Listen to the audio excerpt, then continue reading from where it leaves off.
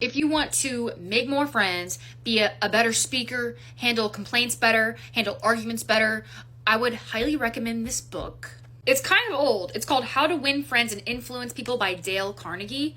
I read it, and I'm going to go ahead and share with you the 6 ways to make people like you, supposedly. If there's anything I've read in books like this, it's that people only care about themselves. People love to talk about themselves.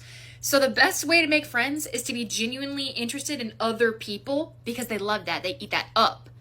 You'll make more friends doing that than trying to get people interested in you. You need to be interested in them.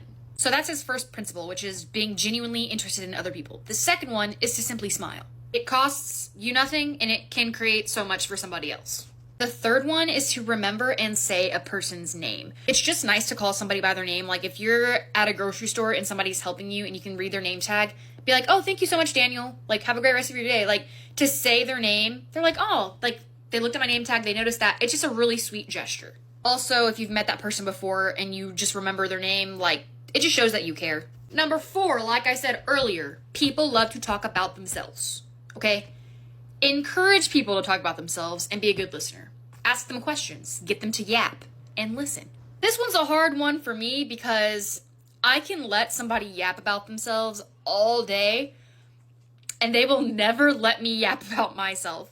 So it feels very one-sided. I'm like, I feel like I know so much about you, yet you know nothing about me. The next one is to talk in terms of the other person's interests. If you don't know what their interests are, ask them. And then anytime conversation can come up about that interest, talk about it. Like if you know that they like a certain artist, then you can be like, oh, hey, did you hear her new album coming out? Boom, friendships are formed. Friendships are formed.